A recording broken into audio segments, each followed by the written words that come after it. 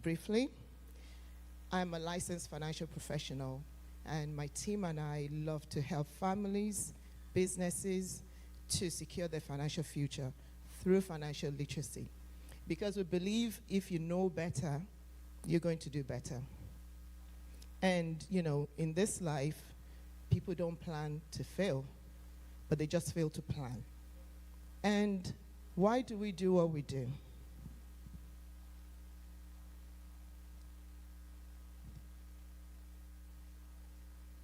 I hope this works. Next slide, please.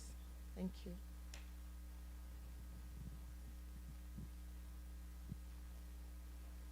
Thank you. So just continue. So the mission of the mission that we have. Okay, our mission is to help our communities to be financially literate. Remember, I mentioned that. And I just want to show you, once the slide is up, I just want to take you through the reason, the big why we do what we do. And I hope that resonates with you. So give us a moment, please. Okay. All right. Apologize. Here we go. Thank you. Thank you very much. Can you make it full screen, please? This is very powerful information here. Ladies and gentlemen, this is obviously a house of God, and I just, be respectful of that and, speaking in this powerful space. This is a racial disparity. If you take a look at this graph, the blue indicates the white race, the red indicates the black, and the orange, the Hispanic. So, I don't know what you can instantly take from this, but I'll try to explain it. So if you look at the white, they're constantly, since the 80s, that this is being recorded. I'm sure prior to that too, but since the 80s, this graph is showing, they're operating at about household about 100K, 102,000 for family income, where they have residual income they're working with. We're not even double digits. If you look at the black race, we're not double digits. We're 6,000. Hispanic, about 4,000. And this was in the 80s. How many decades has passed, if we think about that, and we're still operating at a low level? Ladies and gentlemen, I think this is a powerful graph to say why we need to do better. Why we need to stop the poverty mentality and thinking we need to be at that level. It's not an accident that they're up there. They plan. They hear the lecture. They hear financial literacy and they do it. We need to hear it and we need to do it. So this is a powerful illustration. Please take a minute and really think about it. So, do you have a next slide? Please, thank you. So why do we think that wealthy people just keep getting wealthier? Have you ever questioned why the wealthy people are more wealthy and the poor people continue to operate on that level? Because there must be something they're doing. But if it's consistency, number one. If we're consistently not planning, not budgeting, not saving, not having life insurance in place, not having trust in place, so that our next generation can benefit from the work of our hands. Proverbs 13, chapter 22 says, a good man leaves inheritance to his children's children. Even Bible says it. He's expecting us to do this. He's not expecting us to have no plan. The Bible is saying you need to leave inheritance for your next generation. So you're working today, you're planning for yourself, you are also planning for your future. Our community will love birthday parties, weddings, big celebration. We spend a lot of money on that. One day. But when we talk about, let's save $17 a day, which equates to $500 a month. I'm just saying as an average, if we save that today for 30 years, there's a compound calculation that shows you how much money you would have saved for the future. But we consistently put that money in overpriced big celebration that lasts for one day, and the retirement comes, we have nothing in the kitty to plan for it because we spent it all today. This is why we do what we do. We're very passionate because we believe that we no longer should have that poverty mentality. We should break that cycle. That diagram chart I showed you before, it breaks my heart because it's because of a habit. So this is because we consistently make poor decisions. So how can we consistently make the right decision? It's a habit. You start it 1 month, 2 months, 3 months. Guess what? Then you have a habit of a lifetime. And if we can change, we have to break that cycle. From not just from ourselves, our children come in. A child is born 15 days old, you can get them a whole life insurance. You know you can set with the products that a company have, you can set up a child for the rest of their life. That's how you leave money. That's how you leave inheritance for the next generation. You don't do it just for yourself, you do it for your children. We all have children. We love our children. We want them to do well. So, do I have another slide? Or?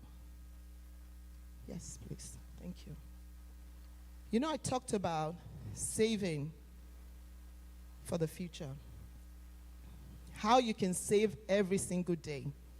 We have products, and we work with A-rated companies that will provide you all the solutions that we need. What we do as financial professionals, we'll sit down with you, we'll help you plan. You will have financial goals. Whatever you want to achieve, we'll sit with you and see if we can make a plan. So, you know, this is what we do. So let me show you quickly what $17 a day can do. Please, can I just ask questions about what we think we even spend in one day for $17 that's wasteful? Thank you. Can I get a shout out from other people? Like, what is it that we can cut out? Because there's so many things. Thank you.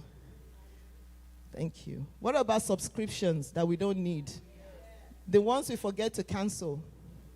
Thank you. There's plenty. So even if I want to think on a day-to-day basis, even to start that habit, the rest follows. Because guess what you're doing? You're paying yourself first for your future. But if we consistently make excuses, we are consistently discounting our future's salvation. Because we get to retirement, it's real. People get sick. You know, we have products that give you living benefits, even when you're alive. People get sick, and guess what? That 401k you put away, you can spend it all on that illness, and it's gone. And you think, oh, I've been saving for that. And guess what? You have power to get those instant funding. But let me show you what saving $17 a day looks like. $500 a month. Please, if you put it in a vehicle that we can show you that's going to work, after 30 years, you have that money waiting for you. You know, if I knew this like 30 years ago, what do you think will happen? But we have that power. Even for our children, let's not miss it. Please let me see if we had a 10% rate of return. That's $1 million. Can you ask me, please, personally, and say, how can I do it for myself and my family and create this legacy? It's a powerful, powerful thing that you need to do and make a decision. Individually, I made a decision. This is why I do what I do. I don't just want to empower myself. The moment I knew, my eyes lit up. And then I did it for my family. And then What's next? Am I going to hold on to the information? I have to tell my community. So please, ladies and gentlemen, let's be disciplined and budget and plan. Because if we don't plan, we're going to fail. They say if you're born into poverty, it's not your fault. But if you die being poor, it's really your mistake. So, ladies and gentlemen, I'm going to hand over to a powerful speaker, mentor, and giant in my support system and business, Dr. Professor Adeolu Durotoye. Thank you. Good afternoon. Sometimes people say that financial issues can be boring. Is this boring? Not at all. Thank you, Bolade, for that awesome job. I'm going to give us an assignment. Are we ready for it? If you have a writing pad and a pen or an electronic writing pad, I want you to write this down. Number one, your mortgage or your rent. How much do you pay in a month? I want you to write it down. Mortgage or rent. How much do you pay monthly? We want to do some simple budgeting here. I see a few people not writing anything. You can use your phone. Let's get this done, please. It's going to help us. Mortgage or rent, how much do you spend monthly? If you have mortgage insurance, how much do you spend monthly? Write it down. I'm talking about monthly now. Property insurance, maybe you insure the content inside your property, your furniture, your electronics. How much do you spend monthly on that? Can we please write that down? Property taxes. So if you own a property, definitely you pay property taxes. Can you divide that by 12 if you pay annually? How much is your monthly property tax?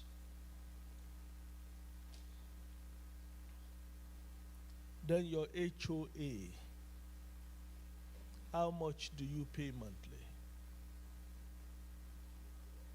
Your utilities, electricity, gas, and water. How much do you pay monthly? Your internet. How much do you pay monthly? Cable streaming, Netflix. How much do you pay monthly for that?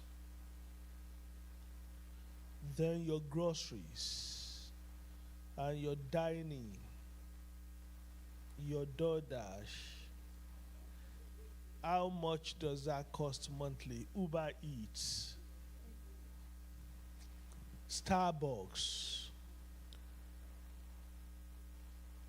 Then if you have pets, pet expenses. Pets are not cheap, you know. Before you get that pet, be financially prepared. Then car payment. So if your car is on lease or on loan, how much do you pay monthly? Then your car insurance. I'm sure everyone who drives must have an insurance. Pay but you don't show up. Someone said that January of every year the gym is full. By March, it's completely empty, but people still continue to pay. Then medical and health insurance, if you have a personal health insurance, how much do you pay? Then personal and self-care. salon, pedicure, manicure, everything cure. How much do you pay monthly? Clothing. Oh, I don't buy clothes every month, but if you spend $600 on clothing a year, divide that by 12, that gives you your monthly clothing expense. Then child care and babysitting. Then if you are in school, your tuition, and finally other expenses not mentioned. So I want you to add up all your monthly expenses. Add it up now. And then subtract that from your monthly income. Add up all your expenses, subtract from your monthly income, and do you have a positive cash flow or a negative cash flow? Did anyone do this assignment with me? Just people on the right side of my... So if you have negative cash flow, then what do you need to do? What do you do if you have a negative cash flow? Reduce your expenses. Now you have a budget. Now you know what you shouldn't be buying that you are buying. Then you need to reduce it. But remember, we are looking for at least, at the minimum, $17 a day to change your future. And that $17 a day is probably already in your hands, but you are spending it on something else that does not add value. So that's very important. That tells us, so if you are spending more than you make, what is going to be the result? Debt. If you spend more than you make, so you have two options. It's either you make more money than you spend, or you cut down, you adjust your lifestyle to fit within your budget. So can we move on to the next one, please? I'm sure that this is a church, and we are familiar with this story in 2 Kings chapter 4, verse 1. A woman came to Prophet Elisha and said the husband just died. And the husband, instead of passing on wealth to the younger generation, what did he pass on? Debt. And now the creditors will not forgive the debt. They wanted to take the children away. That tells us that we can be spiritual, we can be Christians, but if we don't manage our affairs very well, we can still die poor. Make sense? So we need to do something. Please flip that one. Yeah, this is Warren Buffett. Sorry, this is Bill Gates.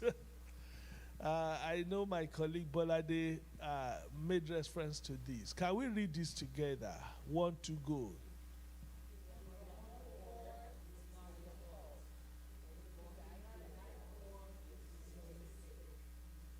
Wow.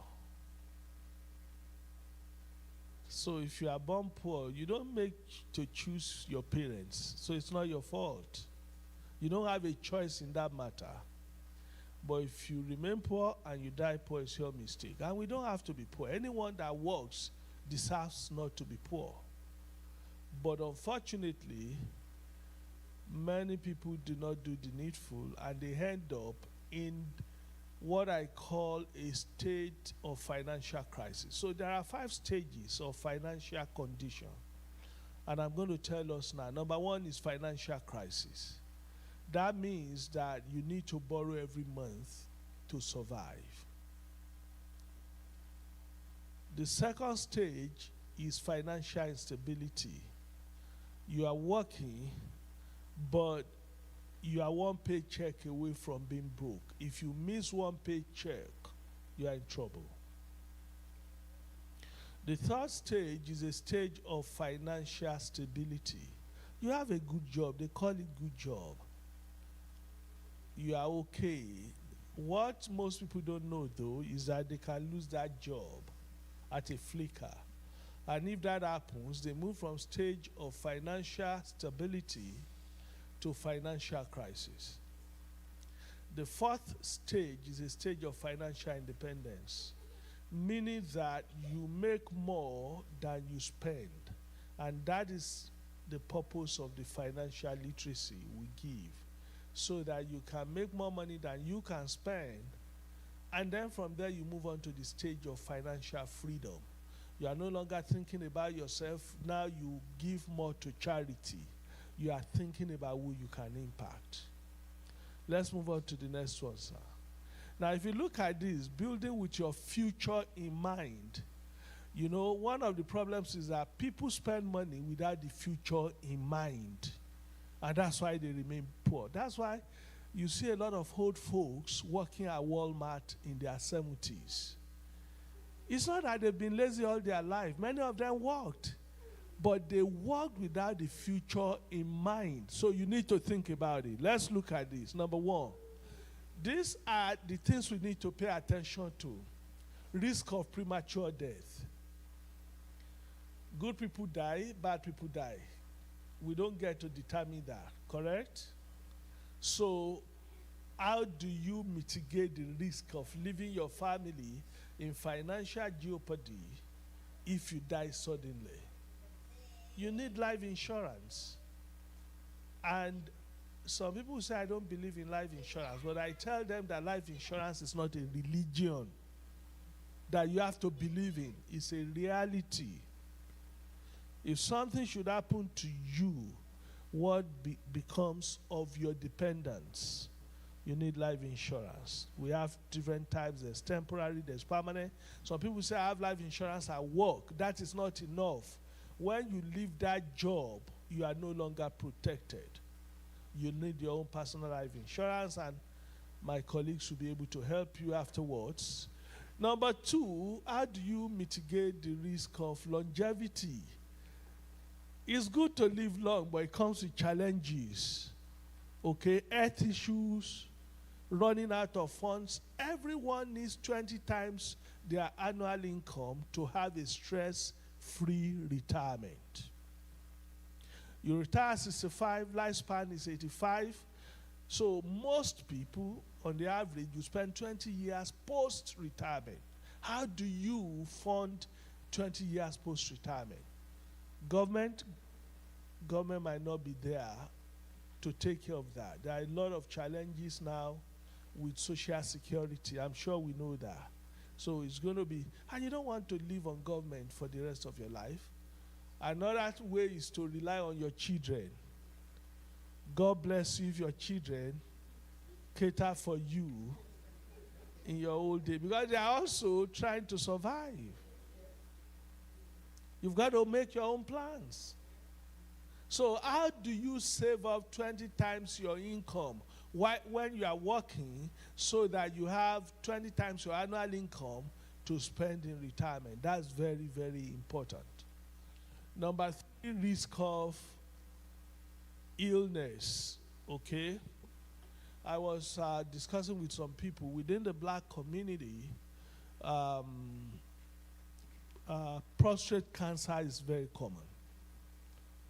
And statistically, prostate cancer is not expected to kill if detected on time. But financially, it could be very devastating.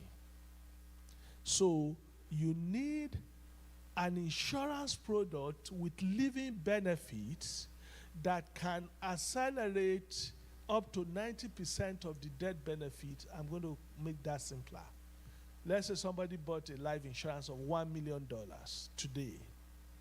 2 months later, has cancer, and maybe he pays only $200 a month.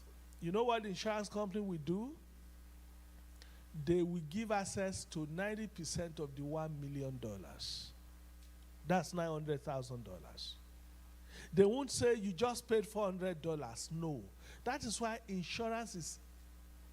Sorry, am I too? 3 more minutes, okay. So that is very important that we we get a product that has living benefits in the event life happens. And I want to say this, that if you don't plan, nobody will plan for you. Number 4 is the needs of building wealth. When you want to invest, you have to think about 4 things. You might want to write this down. Invest only where, number 1, there is safety. You're not going to lose your money. Number 2, where there is tax advantage. Number 3, you need to invest where there is growth. And number 4, where there is protection. Safety, tax advantage, growth, and protection. Any investment that does not tick those 4 boxes is not worth it for you. And finally, you need to think about, you have to have a goal of leaving wealth for your children, how to transfer wealth. So I'm going to stop with that. And then thanks for your time. And I think we've given out this form. It's a survey card. Please fill it out. We have a gift for you, a gift of a book if you fill this out. The book is free. It's on financial planning. But if you don't fill it out, you don't get the book. Thank you. Questions, please. Any questions? Because we are learning. We want to be stable in the future. So questions. And also, all this information, we can feed it into our young kids so that before they become parents themselves, they are self-sufficient or family sufficient. Questions, please. Any questions? Good day, everybody. Good day. We'll be talking about finance and probably how to build wealth. Buying an equity or probably investing in shares, is it a good means of probably building wealth? That's your question. Yeah. Or do you have any more questions? That's all. Okay. You see, it's not a yes or no answer. If you want to get, yeah, you can show that slide. Now, if you want to invest in stocks, you need, number 1, to know your risk appetite. Do you have appetite for risk? Number 2, you need to diversify. Don't invest in one stock because if it goes south, you'll be in real trouble. So you need to spread your risk. We call it diversification. Now, education on how to grow your money. We don't have time to go through this, but I'm going to use this now. You look at the 3 strategies for investing. Fixed means that you just put your money in the bank, maybe in a high-yield interest account. That is flat. That does not build wealth for you because you might end up actually not outpacing inflation, which is 3% per annum. So maybe what the bank offers you is less than 3%. The next one is the stocks option you mentioned, which is variable. You can make so much money today and drops tomorrow, and next tomorrow and drops. We believe that the best way to invest is using an indexed strategy. What is an index strategy? It's a strategy that makes you not to lose any money. There's a flaw. You can never go negative. If you want to know more about index strategy, my colleagues are here. You can talk to them. If you fill that form, they can actually reach out to you because your contact details will be there. Thank you. Any other question? Yes. Yes, sir. Thank you so much for sharing the budget, that we did in the beginning.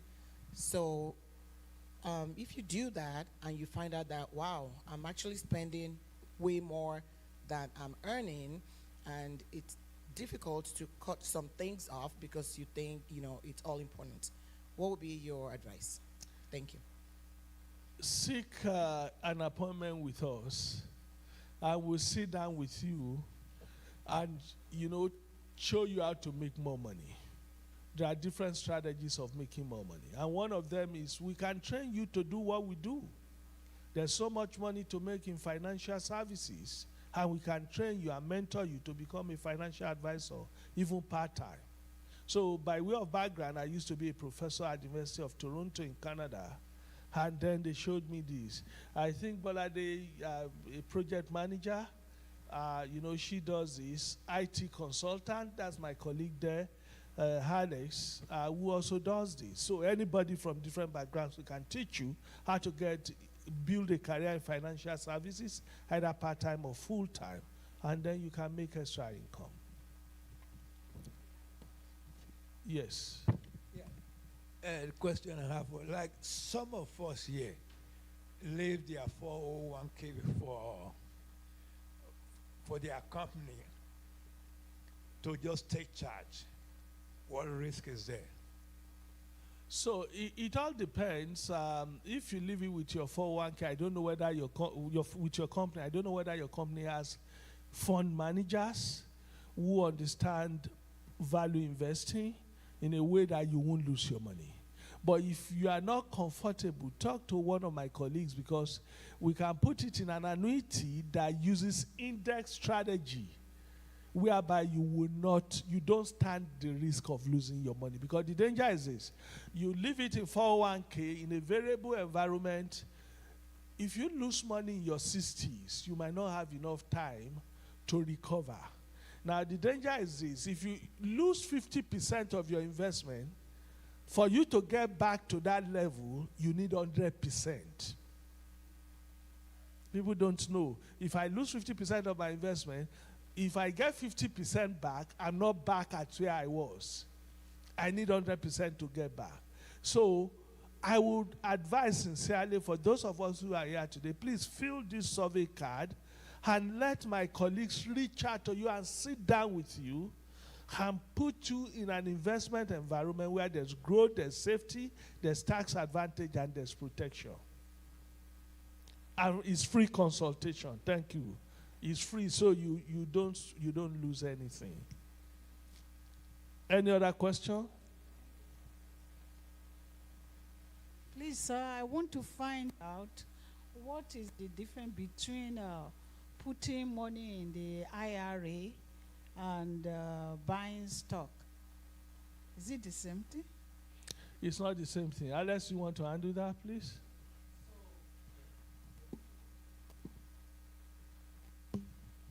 Now, when you put your money in an IRA, that's post-tax. You're putting after-tax money, cash into it. When you put your money in your 401k too, you're putting pre-tax money.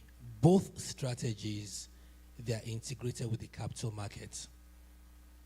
If the market goes up, you make money. If the market goes down, you lose money. So, just as he was saying, when it comes to building wealth, a lot of people gravitate towards, the instant gratification. I want to do Bitcoin. I want to trade in the market, the stock market. Nothing wrong with that. It goes up, it comes down. The drawback is when it comes down and you need your money. Because I tell people all the time, I'm not going to condemn trading in the market. You can trade in the market, but guess what? You don't lose money in the market until you sell. So if it's when you need your money, then the market is running very low. Unfortunately, you've just lost money.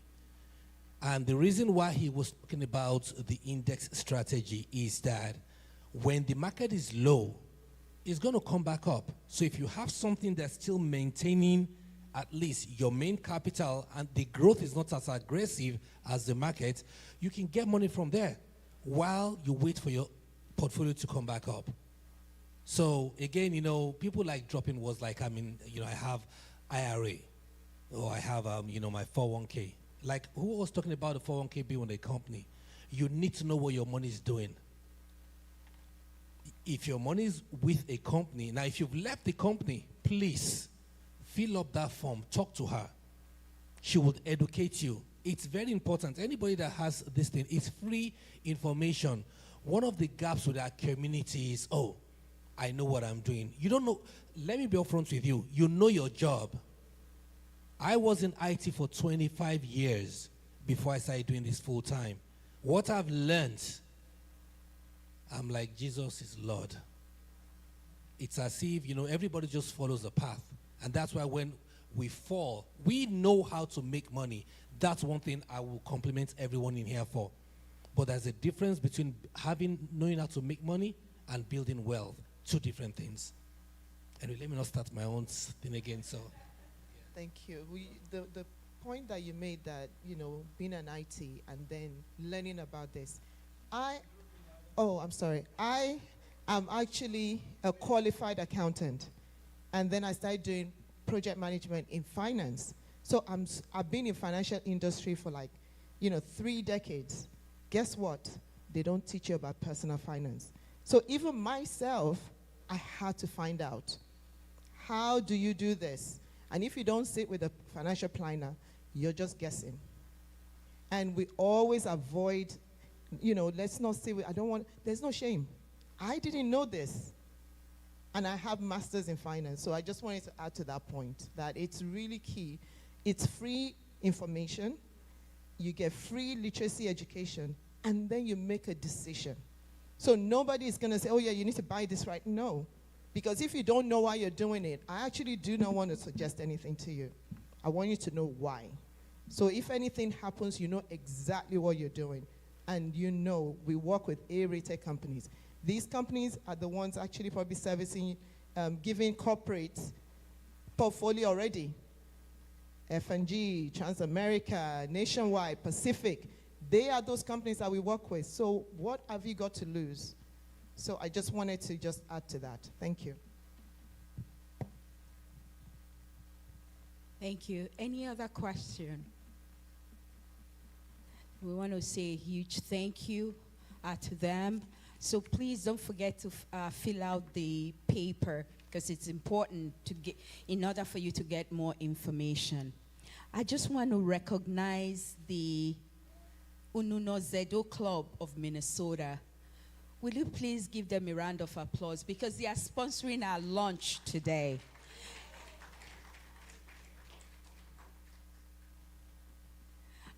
They are sponsoring our lunch today, and this is just a heads up. We do this every year. If you feel the Lord has put it in your mind to sponsor next year, please let us know. Because, again, whatever God has given to you, make sure you're using it wisely to the glory of His name. So I think, is lunch ready? So before our lunch is cold, we want to go into the reception room just to have lunch. And then we'll be back again for more information. God bless you.